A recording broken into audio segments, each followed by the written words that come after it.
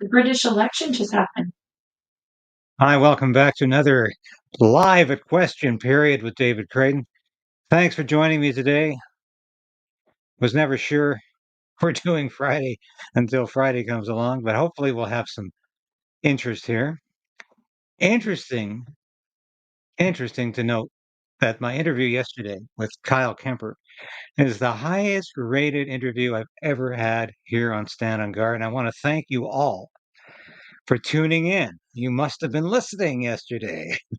And I said, please watch the interview. I've interviewed people from Naomi Wolf to Seymour Hersh and never really got the numbers I thought I was going to get with these interviews. And yesterday, you really responded to this interview with Kyle Kemper.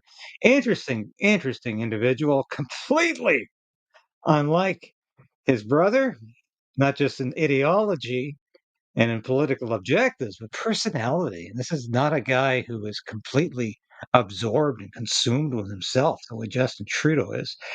And he's certainly not high on the ego scale. And this is somebody it was a joy to talk to. He was very interesting. I can't say I agreed with everything he said, but I agreed with most of what he said. He's a libertarian who really believes in personal liberty and freedom, very much against some of the things we did here during the pandemic. And it's hard to say no to Bobby Kennedy Jr. On a lot of things, especially his opposition to mandates and things like that. So I admire him being in the race. I think he's very courageous, and I'm not telling anyone who they should support or how they should vote. I can't even decide between Kennedy and Trump in this election in terms of who I'm ultimately favoring. I just know Joe Biden's a disaster, and I'm sure all of my listeners agree with that. But thank you again for tuning into that interview. I think it's worthwhile listening to. If you haven't heard it, please give it a listen. But when I talk to people who have optimism and hope for the future, it gives me a little bit of hope because goodness knows we are up against a very formidable opponent in this country. And I don't mean Justin Trudeau because he's not the opponent. It's a globalist, monolithic regime that's behind this government that is very imposing, that is very invasive, that is very destructive, and it's very much the real danger to our freedom. Justin Trudeau is actively sponsoring that, as Kyle Kemper made quite clear in his analysis of things and of his analysis of his brother's actions and obsessions. So interesting interview. So we will be going to question period momentarily. Wasn't that fascinating yesterday with the very late in question period? We have some inquiries about the member from Edmonton, the Liberal member from Edmonton, who's also the employment minister, Randy Boissonnault. And just how deep is he mixed up with this lobbying firm? And how, if did he receive money, checks? And what is involved? Is this another major liberal scandal? If it is, we need to know more about it. And that question better be there again today. Not that Boissonnault is going to be in town or Trudeau will not be in town, but I'd like to hear that question asked again. And I would like to have seen that question asked earlier yesterday. So we will be continuing to monitor the ongoing drug story from BC. That will continue throughout the weekend. And let's keep an eye on Pierre Poilievre in terms of the Online Harms Act. I think that is so important. Just want to show you all a poll we conducted here. Should the speaker resign? We put this up obviously after the speaker ejected opposition leader Pierre Poilievre from the House of Commons during question period because he had the audacity to use the word wacko and extremist in relation to Justin Trudeau, while Justin Trudeau is calling him an extremist who supports white supremacists. And while Trudeau is making up this fairy tale about Diagolon being some sort of horrible, dangerous right-wing militia, when in fact all it is a bunch of guys chatting on the internet. and in fact, chatting sometimes very negatively against Pierre Poilievre, and especially at one point his wife. So Poilievre has already denounced the group, and Trudeau knows that. He's playing sick political games as Trudeau always does. And he just thinks he can get away with this nonsense time and time again. So thank you, everybody, for contributing to that poll. I think it's interesting that 99% thought he should resign. I don't know who the 1% was who didn't think he should resign. Maybe you think he's too much fun to have around because he's so incredibly incompetent. He does provide some laughs at times. Unfortunately, I think he provides more totalitarian impulse than anything else. So I'm going to go to question period here, and we will await the members' statements to conclude. And as usual, I will comment as necessary, but try not to interrupt the MPs when they're asking a question you want to hear. In other words, if it's a blockhead saying the same thing about what's in it for Quebec, I might interrupt. But when it's an MP that's asking a pertinent, relevant, important, significant question, yes, we do need to hear that. So thanks for your patience throughout the week. Let's go to question period now. Here, Conservatives condemn this sentence. We condemn the imprisonment of Tomas Salehi, and we call for his immediate release. The honourable member for Whitby. Mr. Speaker, I rise today to extend my heartfelt congratulations to the Durham Irish Association on the momentous occasion of their 20th anniversary. Established in 2003 by a group of dedicated individuals of Irish descent, this association has been instrumental in preserving and celebrating Irish culture and heritage in Whitby and the surrounding region. The Irish community has very strong roots in the Durham region. Indeed, Irish people were some of the very first settlers in the area and have made many contributions to the area's history. As the MP for this vibrant community, I commend every member who has contributed to the success of the organization. Their dedication has ensured that the Irish spirit not only endures but thrives in the Durham region. May the next 20 years bring even more opportunities for cultural enrichment, community engagement, and celebration of our shared heritage. Salanche, and congratulations again to the Durham Irish Association on 20 years of preserving and celebrating Irish heritage. The honourable member for Edmonton Manning. Mr. Speaker, after 9 years, shady business has become this government's status quo. It has recently been revealed that the Prime Minister, only Alberta Minister, was sneakily cashing checks from a lobbyist who secured $110 million in contracts from his own government, even from his own ministry. Here's the story now. Until 2 weeks ago, it's come up in a statement. As a director of a global health imports, a company winning over $8 million in government contracts. Wow. The smell of a looming scandal is undeniably pungent. Despite that, time and time again, the minister has sat quietly in this house, hid behind his government house leader, claiming he did nothing wrong.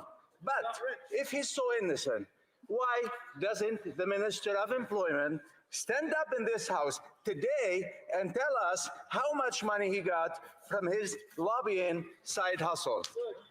I don't think he's there today. The honourable member for Northumberland, Peterborough South. This NDP Liberal Prime Minister is not worth the cost, the chaos, the drugs, and the crime. After 9 years as Prime Minister's extremist policies, deadly hard drugs are now available in BC's public spaces, such as parks, coffee shops, and even hospitals. Now this Prime Minister wants to expand his radical experiment from British Columbia to Toronto. Of course, my riding is only an hour away from Toronto, and my residents love going to the beautiful city of Toronto, shopping there, going to work, and cheering on their great Toronto Maple Leafs. However, if the Prime Minister expands his radical experiment, there's no doubt that it'll spread chaos, drugs like never seen before in Toronto, and that chaos and that tragedy will be spread to surrounding communities such as my own. It is time this Prime Minister ended his terrible radical experiment, which is costing lives. End it right now! Honourable member for Surrey Centre. Mr. Speaker, April is over and with it brings the end of Sikh Heritage Month. This April, Sikh Punjabis made strides across Canada and broke records across the nation. In my home city of Surrey, Gurdwara Dashmish Darbar hosted the largest Vaisakhi Nagar Kirtan parade with over 550,000 attendees that traveled from across the world. They sang beautiful Kirtan, served amazing langar, and shared their history and culture to all. Then, only a week later, Punjabi superstar Diljit Dosanjh made history at BC Place. Dosanjh kicked off his Canada-wide tour with a sold-out show to an audience of more than 54,000 people. Mr. Speaker, the energy was electric and the vibe was amazing. From topping billboards to selling out stadiums, feats that are usually left for the likes of Taylor Swift, they are now quickly spreading to the Punjabi community. Mr. Speaker, as Sikh Heritage Month wrapped up its 5th anniversary and with Punjabi Sikhs breaking records every day, I've never been prouder to represent such a vibrant and flourishing community. Thank you, Mr. Speaker. The honourable member for London Fanshawe. Where's all our Being a member of comments Parliament for today? London Fanshawe is a privilege that I will never take lightly. Parliament is supposed to be a place where elected representatives from across the country work together to make life better for those they represent. We may disagree on exactly how that should happen, but we are supposed to discuss issues and events respectfully. We owe it to our constituents. Today was an extraordinary day. Another low in a pattern of behavior that has consistently undermined this place year after year. There are those who use every form of misinformation, intimidation, gamesmanship, meaningless slogans, and rage farming solely for the purpose of attaining and holding on to power.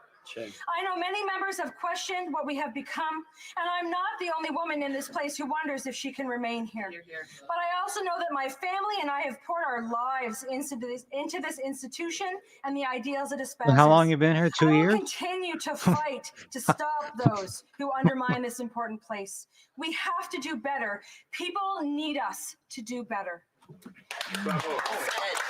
What the hell was that about? The Honourable Member for Abitibi, James Bay, Nunavik, AU. There's Mr. more than Speaker, 5 people there today? Student Annabelle St. Pierre had a heart attack in the middle of gym class in Sainte-Terre and will forever be grateful for the quick and efficient efforts of her rescuers, as well as for the first aid courses offered at her school. After a blow to the head, Annabelle passed out and fell to the ground. The silver lining? Her gym teacher was David Leblanc. David had been training his grade 9 students in CPR techniques for almost 20 years. Helped by staff members Cheryl Chalifou and Joanie Filion, he used the defibrillator twice and was lucky enough to save Annabelle. Annabelle has no recollection of the operation that saved her life, but since that day, a precious bond has been forged between her and her rescuers.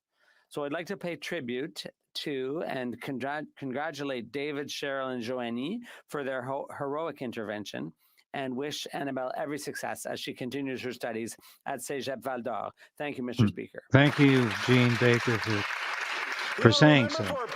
Glad you enjoyed it. Mr. Speaker, here is a memo to corporate Canada from the next Prime Minister of Canada.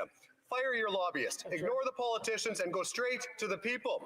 There are far too many corporations that have Stockholm Syndrome in this country. They feel grateful when their taxes only go up a little bit, or when the job-killing regulation isn't as destructive as it could have been. To be clear, advancing your interests isn't done by meeting politicians or holding luncheons or forums. If you have a good policy proposal, you need to convince Canadians that it's good for them. You must convince waitresses, carpenters, truckers, seniors, and families. Because when we start hearing it at the doorstep, that's when we'll know that it's a good idea.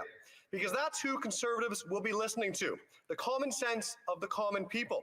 So if you want to stop the latest Liberal tax hike or get bureaucracy out of the way to build homes, mines, factories, pipelines, or anything else, you should cancel your fancy lunch. Fire your lobbyists and go straight to the people.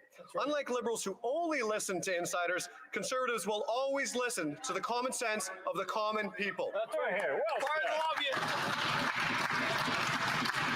The honourable member for Niagara Centre. Well, thank you, Mr. Speaker. Mr. Speaker, this weekend I will be attending the Sports Wall of Fame Class of 2024 induction ceremony in the city of Welland. I wish to congratulate and recognize Dan Girardi, Jack J.B. Ballantyne, and Steve Latinovich for their contributions to hockey. Corey Lee for his contributions to judo, Lauren Aiello for her contributions to rowing, Mike Rayo for his contributions to basketball, and Ray Sarkis for his contributions in sport at Niagara College. I also wish to congratulate the 3 teams being inducted for winning Ontario championships. The 1973 Welland Atlas Steel Tykes baseball team, the 1977 Club Richelieu midget baseball team, and the 2016 Jean Vanier Lynx Senior Girls High School basketball team. Mr. Speaker, sports are more than just games. They're powerful agents of positive change within our communities. All of these individuals have inspired future athletes in our community at large. I look forward to recognizing the successes this weekend, Mr. Speaker. Thank you very much.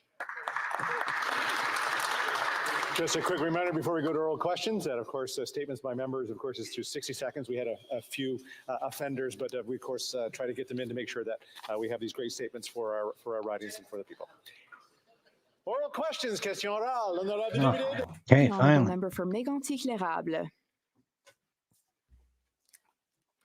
After 9 years of extreme ideological policies, this Prime Minister is not worth the cost in lives lost by drug overdose.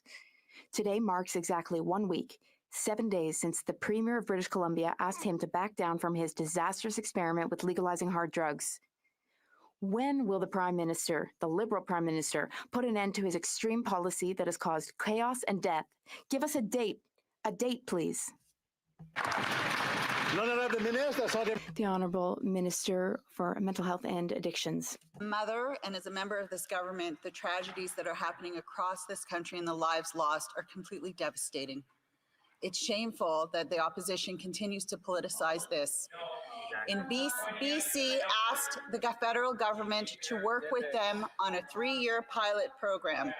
They have come to us and asked for an amendment to that proposal. We are working through it with them because, Mr. Speaker, we have to get this right. We are here to save lives. That would be a we first. need to get it right with law enforcement. We need to get it right with our public health services because our focus here is to save lives so that people don't die alone.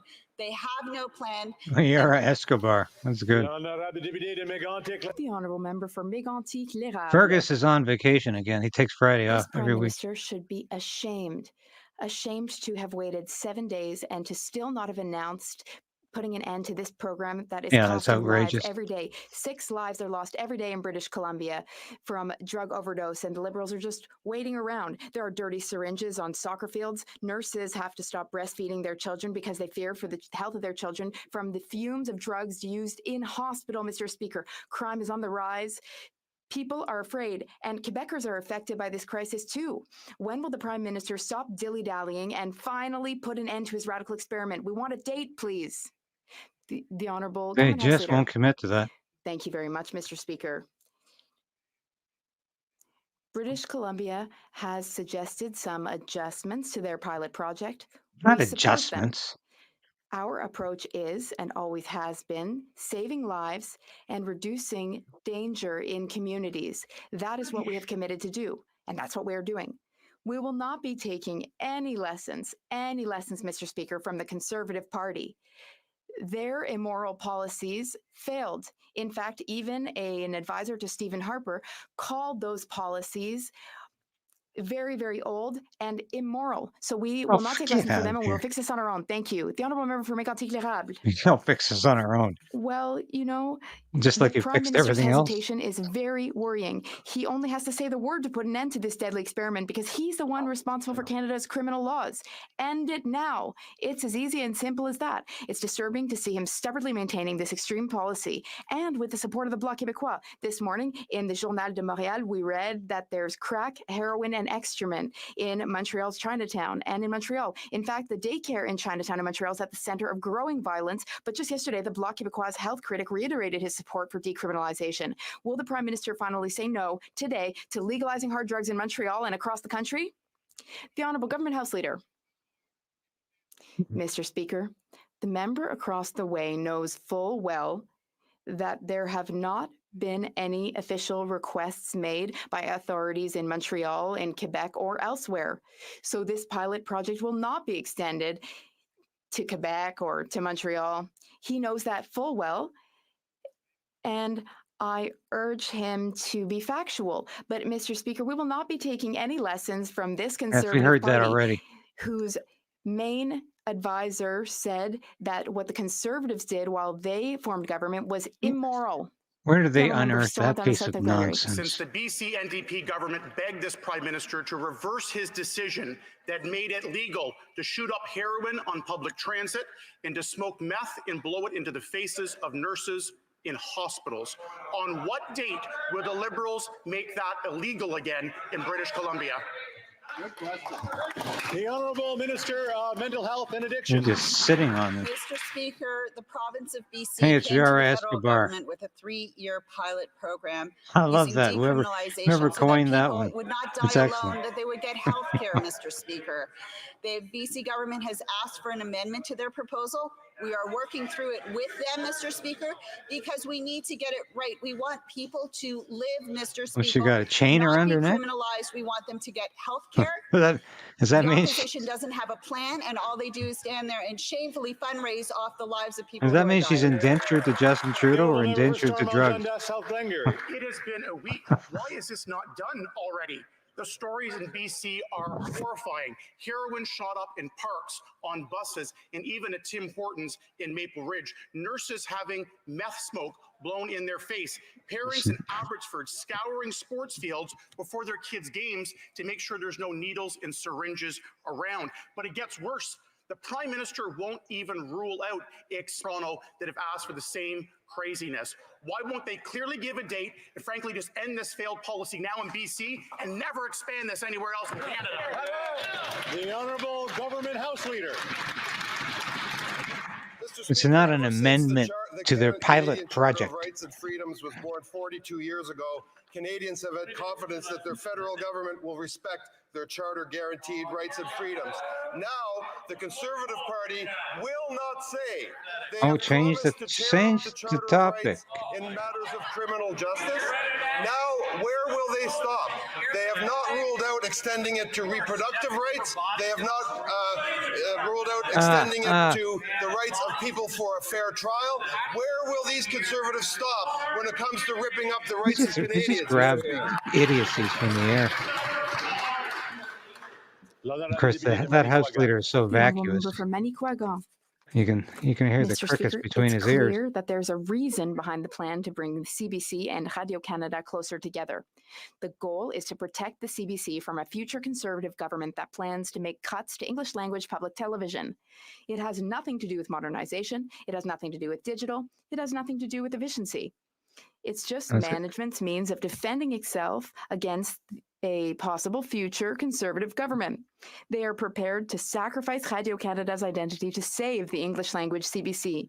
Can the minister assure us that she has absolutely no intention of transforming Radio-Canada into a French language version of the CBC? What the hell do you think it Honourable is? Canadian Heritage Minister. Mr. Speaker, the Bloc Québécois is speculating, and I would encourage them to be cautious with their speculation about what's occurring with Radio-Canada. I would like to reassure them they love Radio-Canada as we do, and I would like to reassure them that French language content and programming for Radio-Canada will remain distinct. Francophones throughout Canada watch Radio-Canada. Radio-Canada will use taxpayer top-rated. money wisely. We know what the Conservatives want to do, though. They want to basically defund the public broadcaster, Mr. Not Speaker. basically. The honourable member No, for just Manicouagan. defund it. Mr. Speaker, the Heritage Minister is working on a plan on her Get end. rid of it. CBC's management team is working on a plan on its end. The two aren't talking to each other, and they have no idea what each other's plans These are. people, This is they're yet always another concerned example about of the federal what's government's going to happen to legendary my efficiency. piece. And these are the people we're supposed to be counting on to ensure Radio-Canada's independence from CBC. These are the people we are supposed to be counting on to ensure the future of broadcasting our culture. Will the The minister whole heed country's Bloc's paying for proposal your and damn make the CBC and Radio-Canada, Radio-Canada two not just separate Quebecers, independent crown okay? corporations? The Honourable Canadian Heritage Minister. You listen to these people. Mr. Speaker, the Bloc does not seem to understand that Crown corporations are managed internally at arm's length from government, and that is very important for freedom of the press, for our public broadcaster.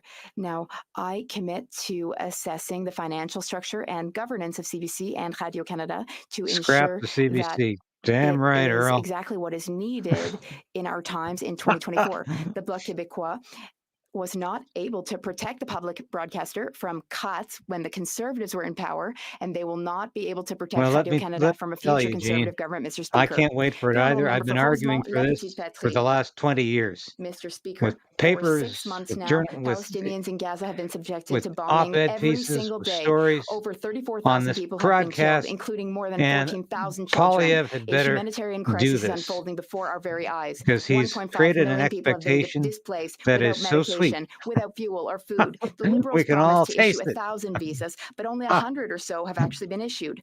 4 months after calling Immigration Canada, Ahmad had no answer, so he made his way here on his own. Today, he has a question for the immigration minister. Will the minister save the lives of his nephews and nieces who are trapped in hell? Well, Jay, I would like to hear some of Minister those of stories Immigration. that you saw Thank you, Mr. Speaker. in the Lower We are Mainland. working around the clock to get people out of Gaza. We have issued more than 100 visas, though. People are currently traveling from there to Canada. We are defending this operation, bringing people here, but Canada does not control exits from Rafah. But when people are able to exit, which we don't control, then they have biometric testing, and then we're able to bring them here. Thank you. Moldy homes, no clean water, impassable roads, no internet.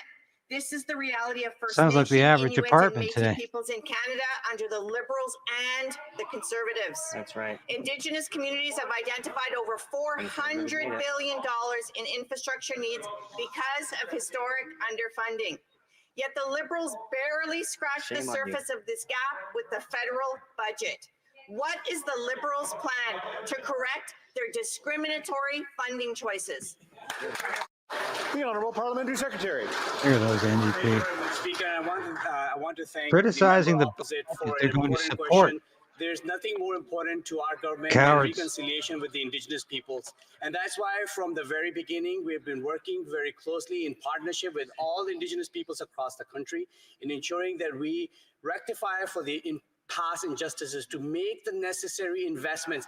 It is difficult work. It's work that we'll continue to do with Indigenous peoples. And that's why in this budget and budget past, we have made tremendous amount of investments in Indigenous communities across the country, and will continue to do that work. Thank you.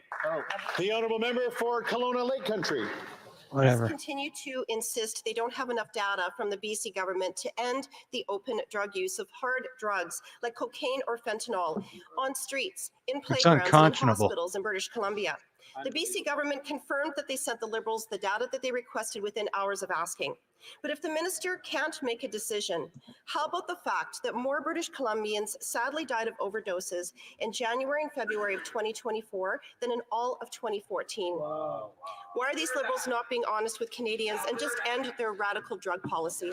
I mean, you have to be an imbecile not to understand that there's a problem here. Mr. Speaker, every But step of the way, this woman we have been is an working imbecile. hand in hand with provincial jurisdictions, communities, and municipalities across this country, speaking to families, speaking to health teams, to understand how we save lives, Mr. Speaker. We are working with the province of BC. How are on you the saving amendment to lives? their You're proposal. killing We need to people. get it right, Mr. How Speaker. We need to make sure dense that are communities you? are safe, but we also need to make sure that people aren't dying alone, that they are getting the healthcare services that they need. You can't treat someone if they're dead, Mr. Speaker. Oh, it's important they all get together to die, is it? lives. That's the philosophy. Now I The understand. Honourable Member for So Kelowna Lake they should all Country. be together and die If en masse. that member thinks Sounds that like BC's Jonestown. experience with open public drug use is so great, then why isn't she advocating for it in her province? I was talking to a resident just 2 days ago from my constituency. Hold on a sec. We are getting a lot of yelling back and forth, and I would appreciate it if people could just keep it down.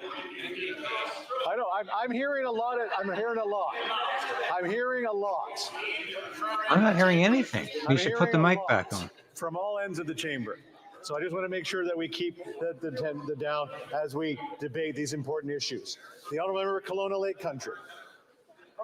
Well, Mr. Speaker, if that member thinks that the BC experience with open public drug policies and drug use is so great, then why isn't she advocating for it in her own province? I was talking to a resident from my community just a couple nights ago who told me she came around the corner from her apartment to be faced with something that burnt her eyes.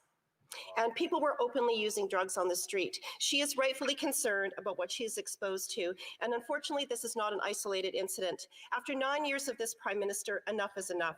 Why are these Liberals not being honest with Canadians and just end their drug policies? The Honourable Government House Leader. Of course, Mr. Speaker, that question has been asked many times and answered many times and not answered many times. Yes. What I want to know, this member is a female member of her caucus. This morning, the headline reads, Conservatives don't rule out using notwithstanding clause beyond criminal justice matters. Shameful. 50 years ago, Roe v. Wade was enacted in the U.S. and women have lived under that protection in the U.S. for 50 years. For 42 years. Order. What are you? What is this To be able to keep it half-wit down so I talking can about? actually hear It seems to be confusing American politics with Canadian.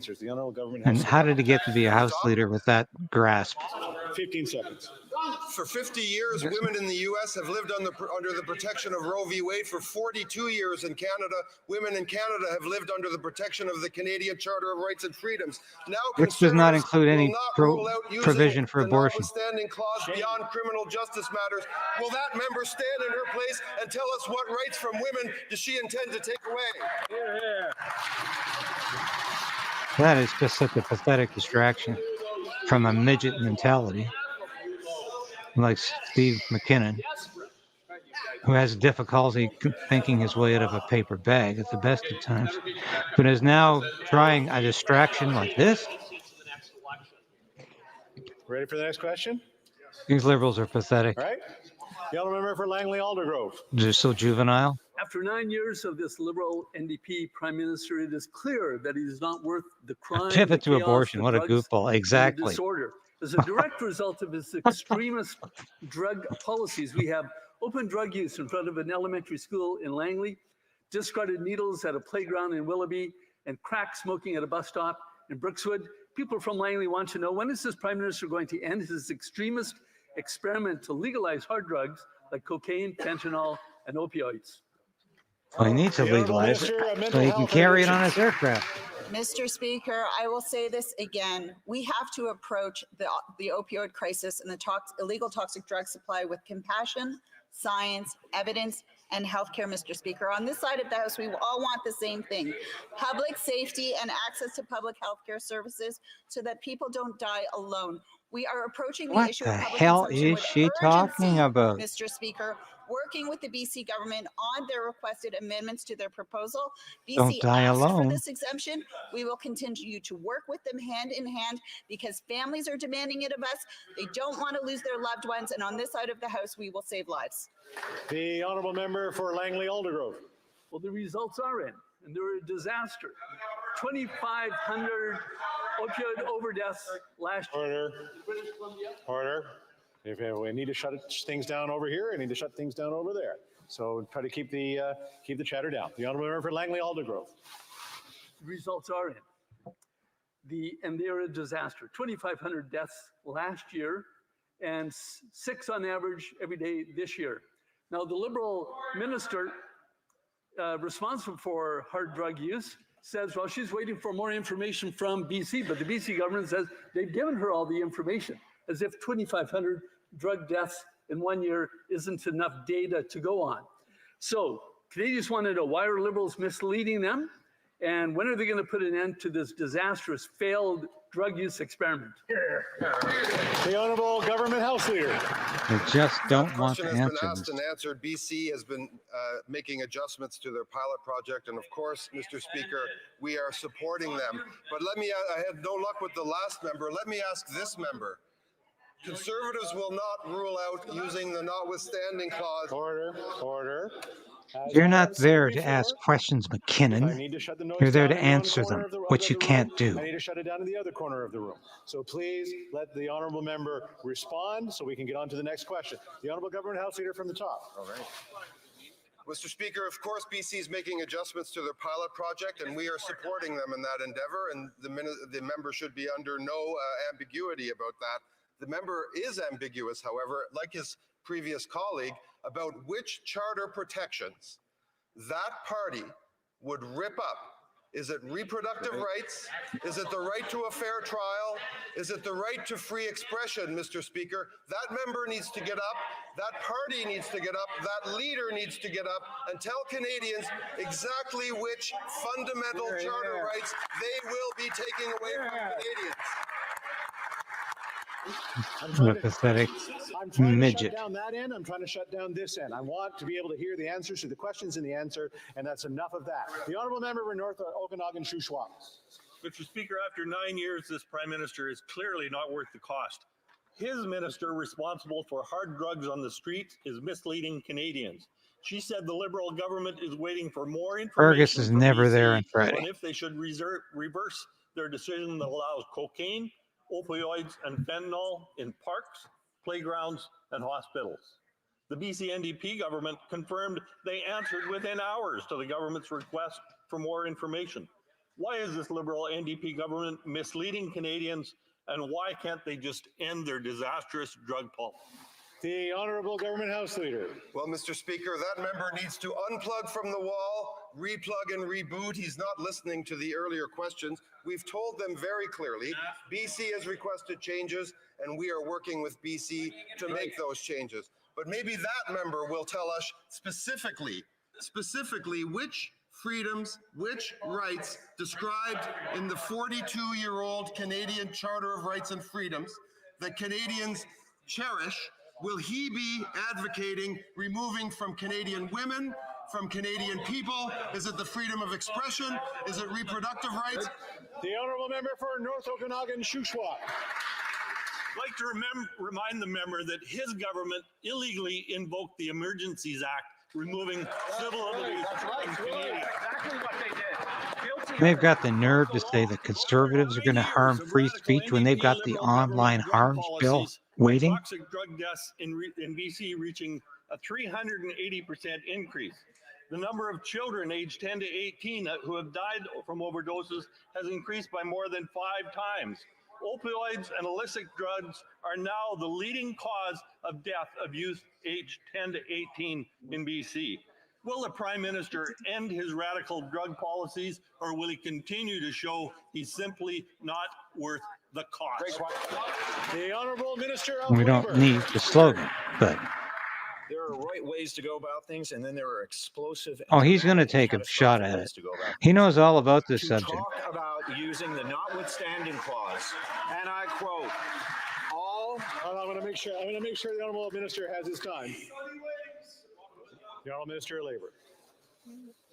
The leader of the opposition's response that all of my proposals are constitutional, and we will make them constitutional using whatever tools the Constitution allows me to use to make them constitutional. I think you know exactly what I mean, he says. They will happen, and they will stay in place.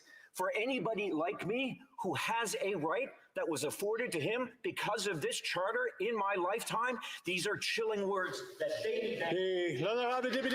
No, even more chilling than the bar just closed. The Honourable Member for Repentigny.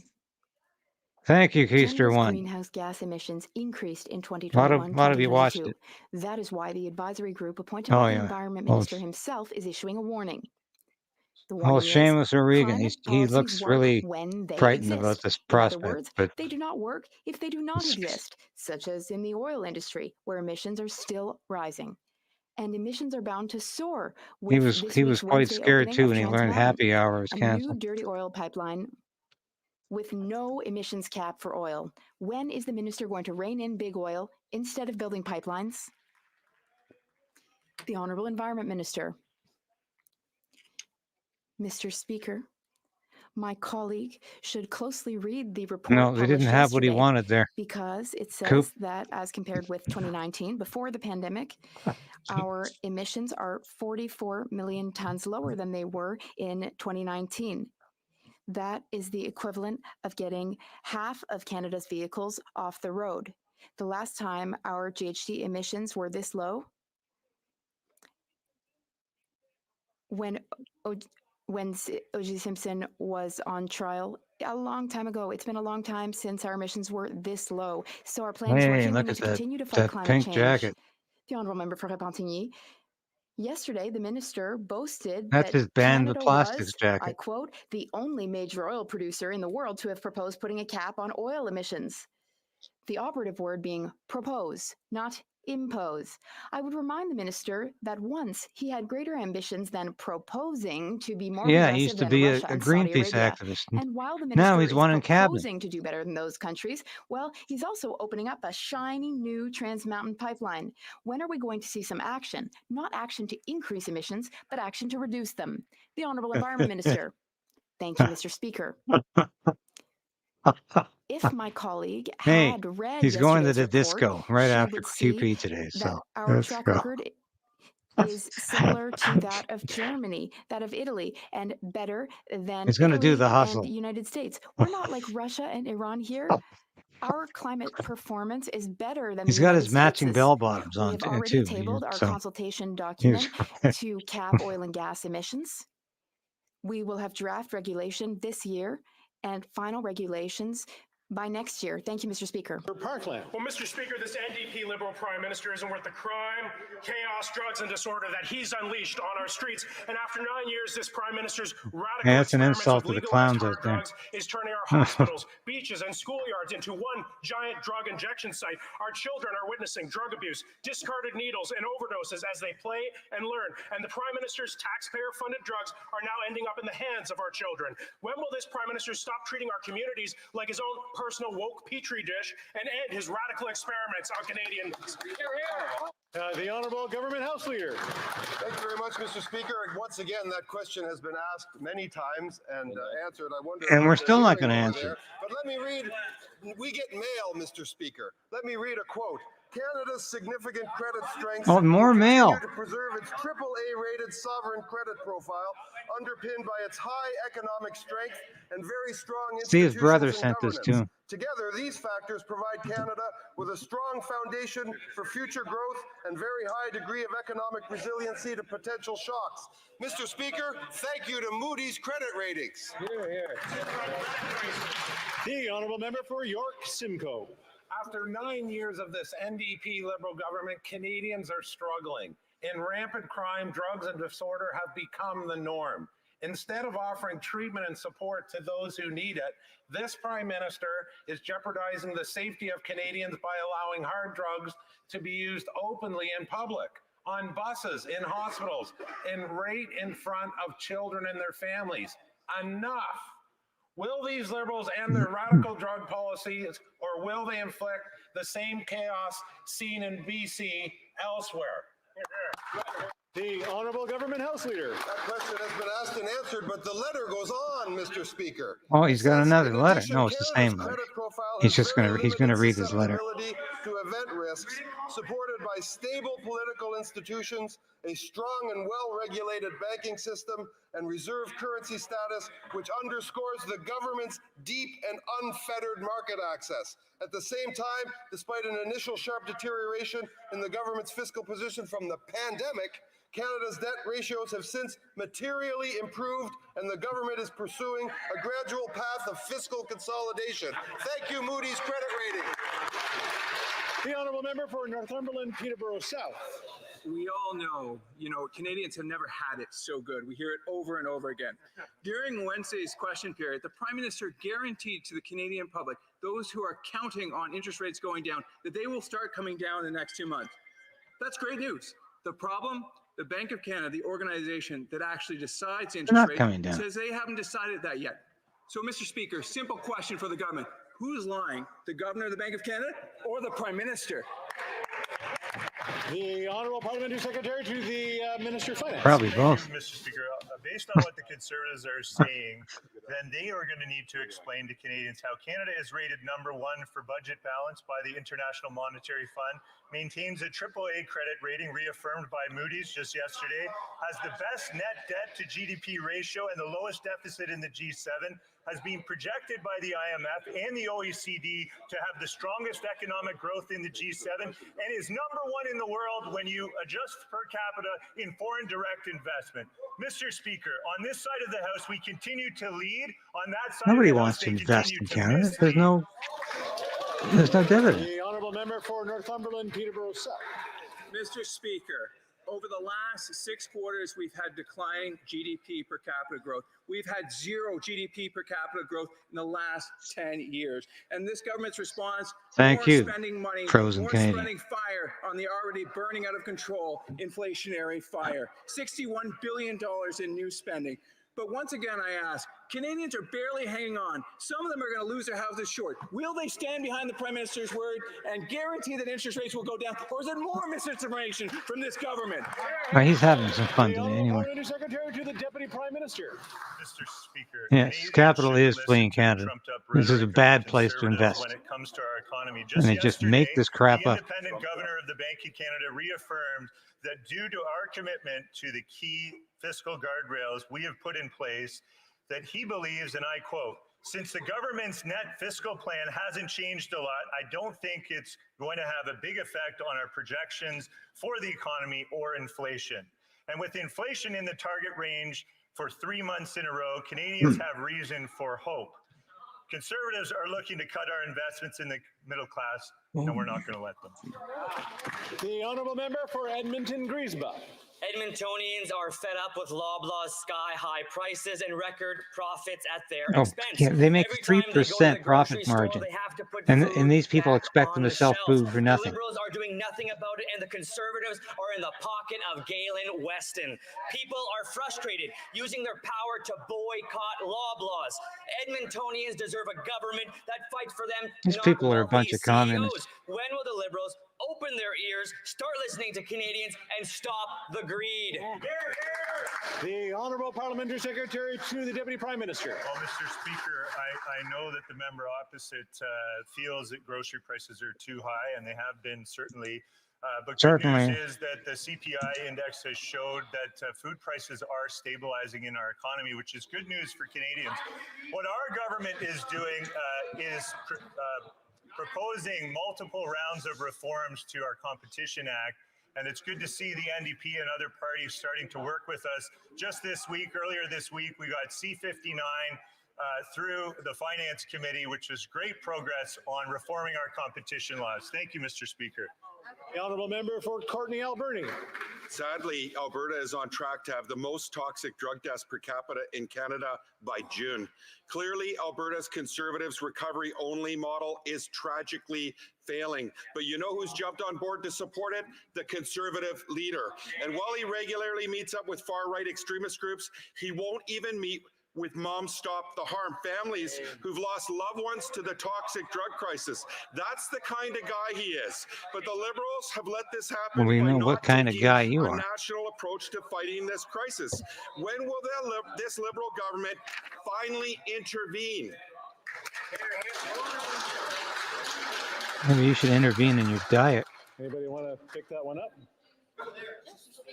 Okay, sorry, my one eye's not working. The Honourable Minister of Mental Health and Addictions. Thank you, Mr. Speaker. And I want to thank the member for his question because too many Canadians are dying every day from this ever-challenging illegal toxic drug supply. But the opposition leader talks a big talk about investing in treatment. They cut 2/3 of their own drug treatment fund.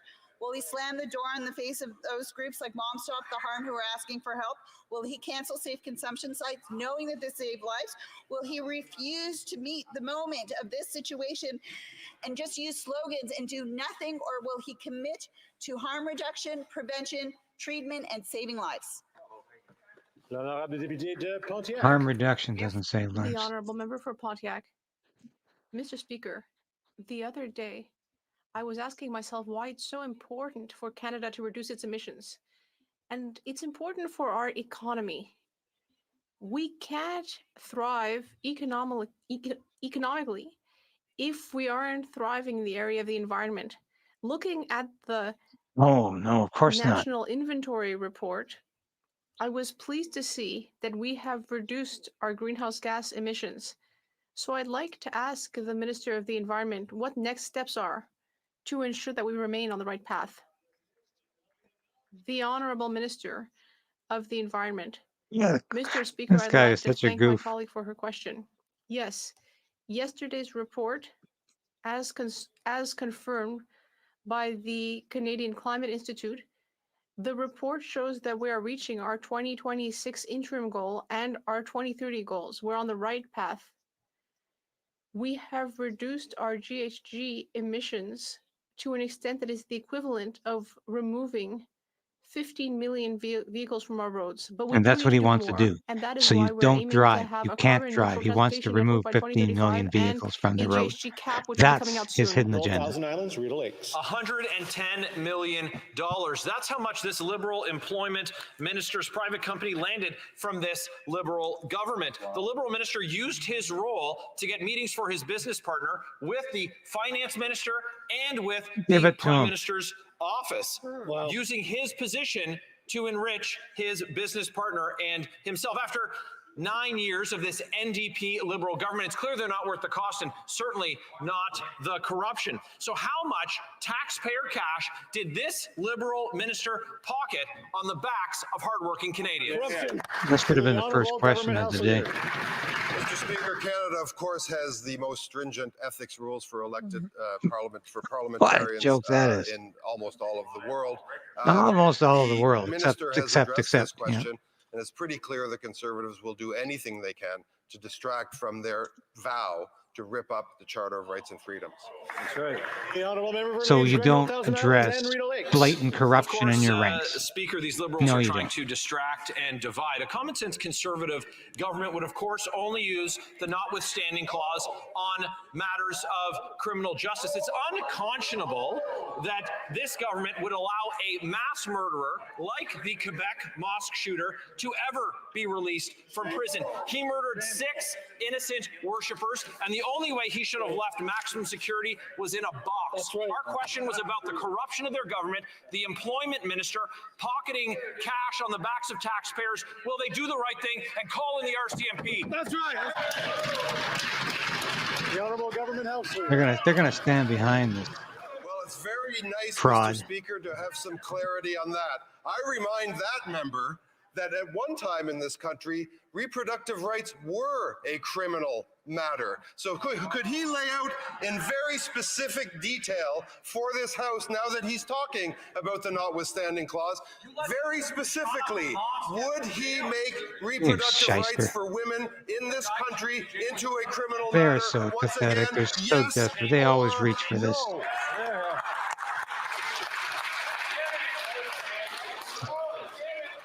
This is the most corrupt band of politicians in Canadian history. Firm owned by the business partner of the lone Alberta minister secured $110 million in federal contracts. As money went out the door, the minister was receiving payments from the very same lobbying firm. This is scandalous. Canadians deserve to know, what was the minister's cut? How much was he paid? The honourable government house leader. Canada has incredibly stringent ethics rules, Mr. Speaker, and the minister has addressed those questions. But this member has, I don't know if he's communicated with his honourable friend that just got up, but maybe he could answer for us specifically now. Which criminal matters will apply to the ripping up of Canada's fundamental rights and freedoms? I would ask him to be very specific. Point us to chapter and verse. Which rights of Canadians is he vowing to rip up today? Here. The honourable member for St. These people should be turfed tomorrow. Is clearly in full cover-up mode because it gets worse. Yes. The minister's business partner was lobbying the minister's own department as checks were being cut from the lobbying firm to the minister. If that doesn't smell of self-dealing and corruption, I don't know what does. So again, how much did the minister pocket from this lobbying firm since he was appointed to cabinet? The honourable government house leader. Well, of course, Mr. Speaker, the minister has addressed that question, but I want to return to this theme. The Conservatives.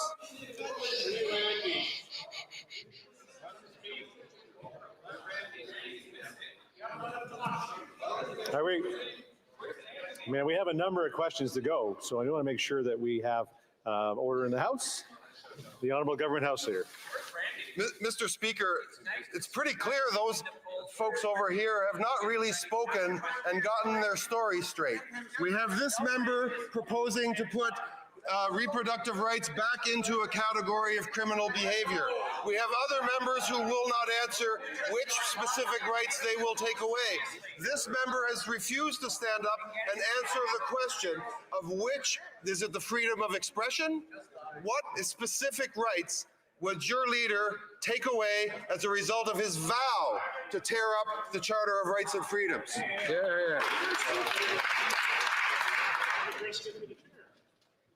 Make sure the questions and answers to the chair. Yes, that The honourable McKinnon is a member for moron. Talbot. Mr. Speaker, This is SMEs just are increasingly hopeless telling distraction. us that the federal Pathetic government is acting distraction. predatory about CEBA. They're telling us that they've paid back the entirety of their Canada Emergency Business Account loan, but because of delays of sometimes only a few days that they're not even responsible for, the federal government is still cutting their $20,000 grant. These Liberals are showing a great deal of intransigence, and they're threatening these businesses with bankruptcy. Why? The Honourable Parliamentary Secretary. And I want to thank that member for continued advocacy for small businesses in Canada. We share that view, and that is why that the CEBA program supported over 900,000 small businesses through the pandemic, and we estimate 80% of them have repaid their loans so far.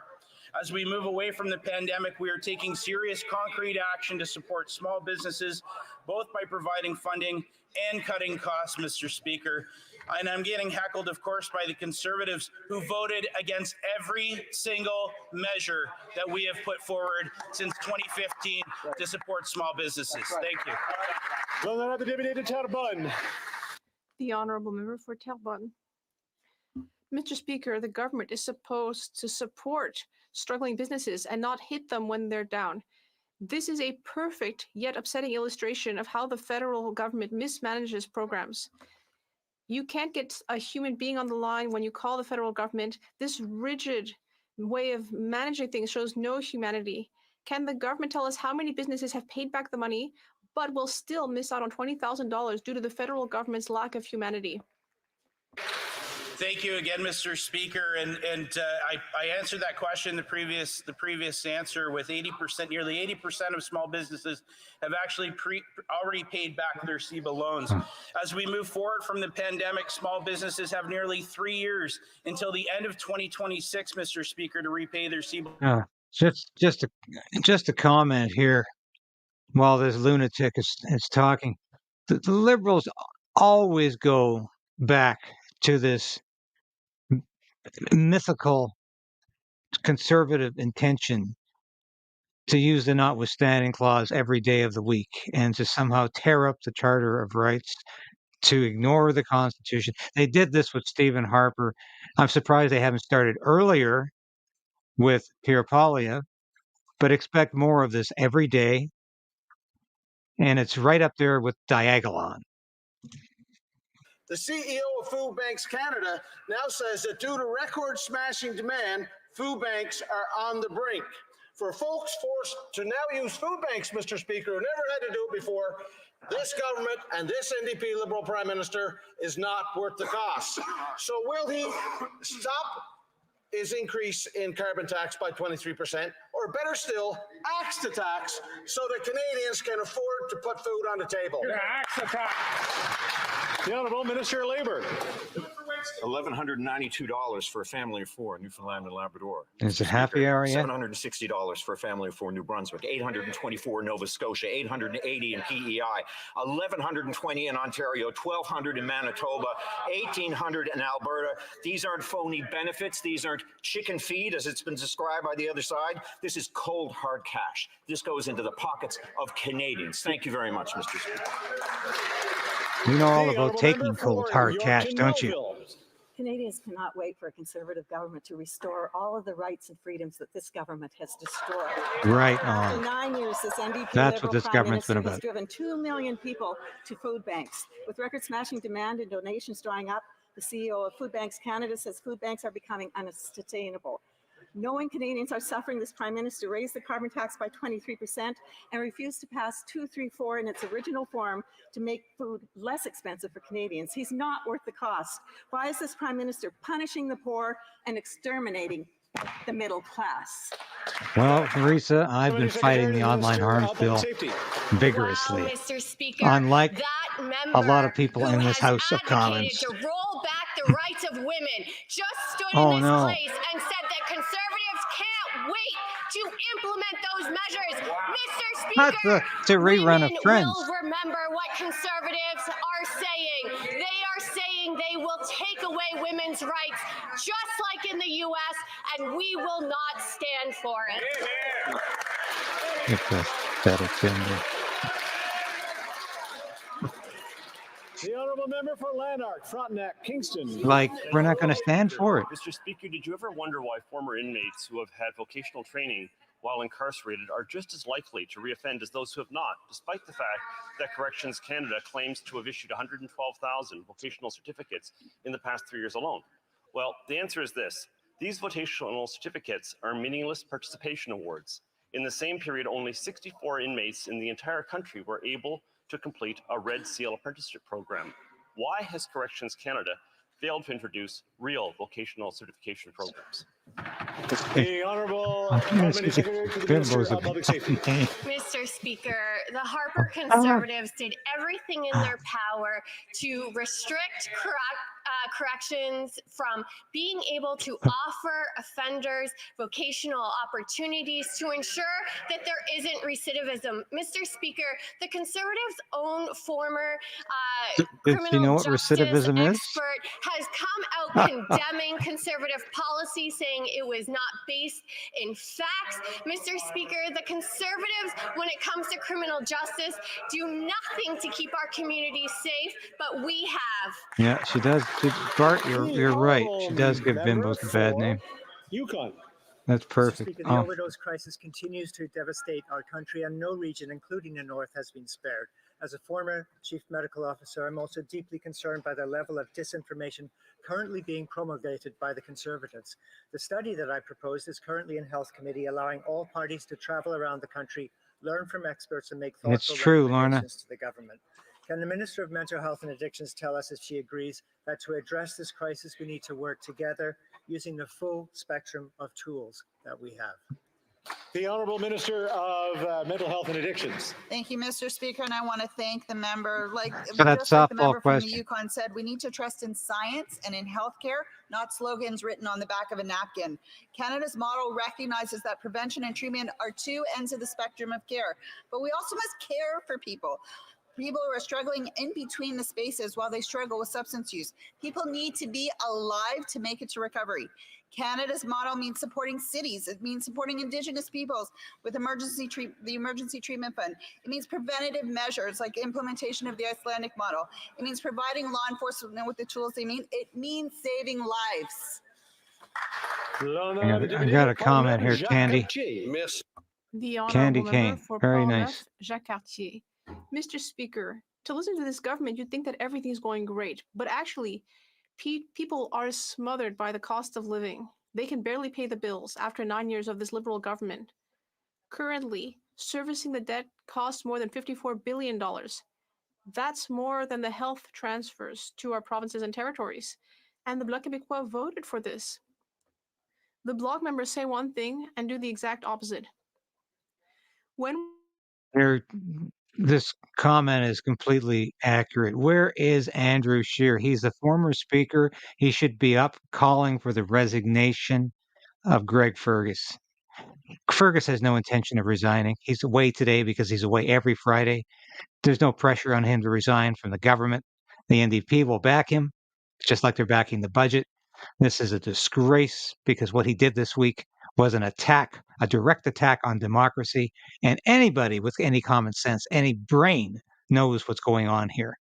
So, yes, Scheer should be asking for his resignation today and every day. Progress, well-being, and real forward movement.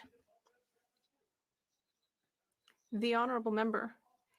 As I was saying, this government thinks everything is doing great. I would like to invite We missed to another visit inane some grocery stores. line We from see Steve grocery McKinnon that that's all stores he's putting capable of delivering. anti-theft chips on T-bone steaks. That's how bad it is. After 9 years of this Liberal government, our debt has doubled, and yet our friends in the Bloc Québécois have voted for $500 billion in additional spending. Yesterday, Tiff Macklem, the governor of the Bank of Canada, confirmed that this government's expenses is keeping interest rates high. When will this Prime Minister, supported by the Bloc Québécois, stop wasting Thank money you, on the backs Candy. of Quebecers? The Honourable Government House Leader. Please come back anytime. Well, my colleague maybe didn't see the same thing as I did, but yesterday, the governor of the Bank of Canada, the same person, by the way, that the Conservatives promised to fire, said that he is considering returning to a decrease in interest rates. And that is all confirmed by credit rating agencies like Moody's that are keeping Canada with its stable AAA credit rating. That's worth its weight in gold. We are responsible and are governing for Quebecers and Canadians. The Honourable Member for Beauce. Mr. Speaker, after 9 years of this Prime Minister, who's not worth the cost, his habits of wasting money have not changed. And so interest rates are extremely high, as we heard yesterday, confirmed by the Governor of the Bank of Canada. In my riding, Beauce, people are visiting food banks more, 20% more. It just shows that voting for the Bloc Québécois or the Liberals has a high cost. The Bloc Québécois keeps voting to support this inflationary government. When will this Prime Minister stop wasting money and help Quebecers feed and house themselves? The Honourable Government House Leader. Yeah. Well, not only are there all the investments that I just enumerated,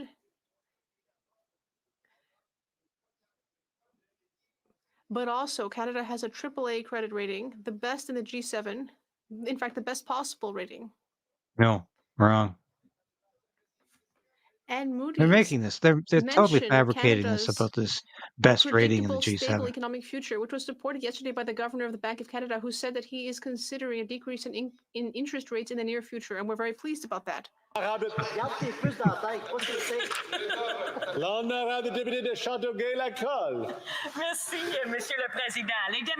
Thank you, Mr. Speaker. Democracies throughout the world are being increasingly threatened by state and non-state actors. For example, we've seen the direct aggression affecting Ukraine, as well as cybersecurity problems. And there's another threat that is ever-growing, right-wing and conspiracy theorist extremism. Oh, that's a real threat, is it? Can the government House Leader tell us about And the this, importance of standing firm against these threats? They had to get this The one in Honourable today from Government this House Leader. airhead. Mr. Speaker, what with the week we've just had, and dare I say, even the last half hour has been very sad for democracy in Canada. What a band of hypocrites. This They're the ones conservative imposing their will party, on rather, Canadians.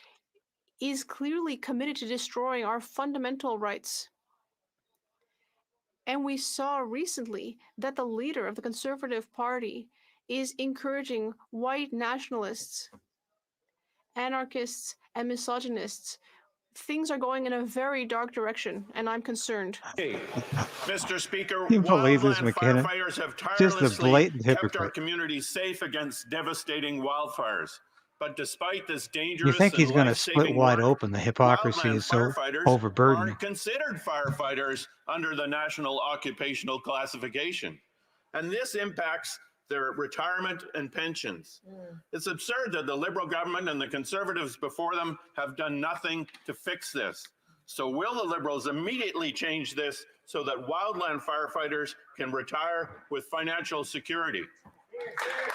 The Honourable Minister of Emergency Preparedness. Mr. Speaker, I want to take this opportunity to thank all the wildland firefighters that have done amazing work. We have been working very closely with the provincial counterparts to address this issue. But one thing, make it clear, in fact, actually, we care very deeply for the work that they're doing. That's why we actually increased the tax credit for the volunteer firefighters as well. So we'll do everything possible to making sure that we support them. Thank you.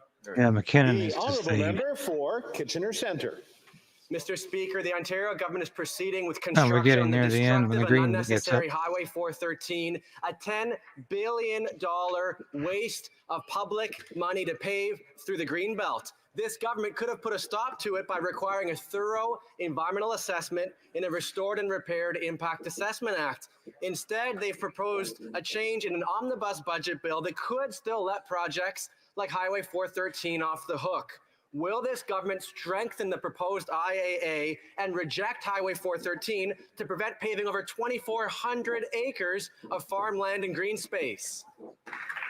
The Honourable Minister of Environment. You'll get a and Climate notification on Monday. Mr. Sorry Speaker, about thank that, honourable Alberta colleague cowgirl. for his question. I would remind him that the Supreme Court of I'm Canada, glad you were looking in an for it. opinion last year, told us that we had to revise the Impact Assessment Act. This is exactly what we do, but through an agreement with the And I'm Ontario off to the government, we will make discotheque sure that as soon federal as laws we like finish up Species here. at Risks Act or the migratory birds will be able to apply to Project 413, and That's these what they do all the time, elements is will be project assessed their as own part of this problems, project. their Thank own you, Mr. issues, Speaker. their own And that's all the lives time we on have for other question people. period today. I think we have a point of order from the Honourable Member for Durham. Yes, Mr. Speaker, a point of order. Earlier this week, a lot of noise was made about the Leader of the Opposition saying the term wacko. Here. And yet earlier, during question period, the government House Leader used decidedly unparliamentary language toward me in an attempt to defend his colleague from Whitby. I'd like to ask that through you, that the government House Good Leader point, apologize Janelle. and withdraw his comment. Shameful language. Yeah, I where's- did not hear because there was lots of noise. Well, that was a interesting attempt to get some honesty into the House of Commons. There's not much of that, is there? No. Anyway, but to get back to the comment here from Candy, exactly. This is a government, a Liberal Party, a front bench that loves to distract your attention from what's real and to point you in the direction of the imaginary, the illusionary, the mythical, the made up. What the Liberals say is reality, but isn't.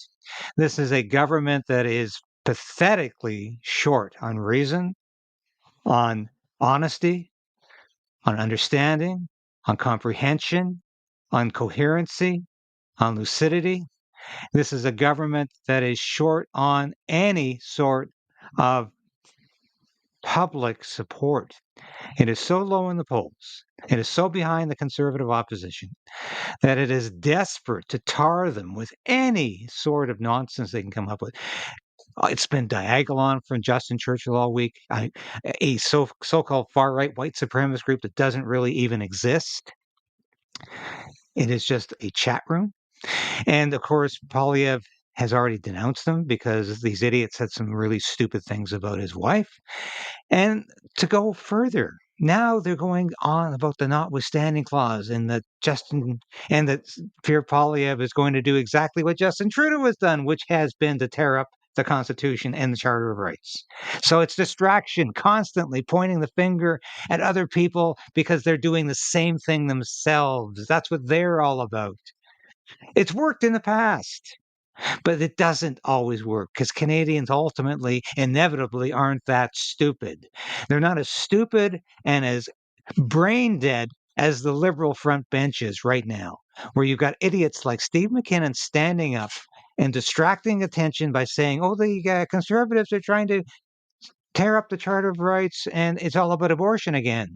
Or it's all about diagonal, or it's all about far-right white supremacists. And why are the Conservatives threatening to take away women's rights? None of this, of course, has been said, but this is what they desperately want you to believe. So, and even though it was Friday, usually the worst day of the week for question period, the Liberals never lose an opportunity to lie, to be the most mendacious, despicable group of politicians in the Western world. They really are a desperate bunch of thieves. They are a desperate bunch of liars. And it's never surprises me that they keep it up. So I had to say that little bit at the end there. Thank you for watching today. I will send out a notice on Monday. We'll be doing this again on Monday. And on the weekend, I hope to finally put together that broadcast about how Canadian dollars, how your money is being spent in Ukraine. This so-called democratic nation, which just canceled its presidential election, which is the most corrupt country in Europe, which has already lost the war to Russia, and where the billions of dollars that we've sent them in cash are already in the pockets of oligarchs and corrupt politicians, and most of it's already left the country and is in Swiss bank accounts today. So, and they will not be winning any war against Russia. It's a matter of time, but this is nothing but a distraction for Justin Trudeau, and unfortunately, for the official opposition as well. They want to talk about being with Ukraine till the end. I'm sorry, the end's already come. But I'm going to be telling you exactly where that money's gone and for what ridiculous projects it's been spent on. So more of that this weekend. Thanks for watching today. Have a great Friday night. Just don't join Seamus or Reagan wherever he hangs out. But please, we'll be back again this weekend. And thanks for a wonderful week and for supporting the station, subscribing, and do that if you can right now. And over the weekend, you've been wonderful since I asked you to do that. We're beating the YouTube algorithm and we're beating Justin Trudeau's censorship as we do every day with your help. Thank you so much. God bless you.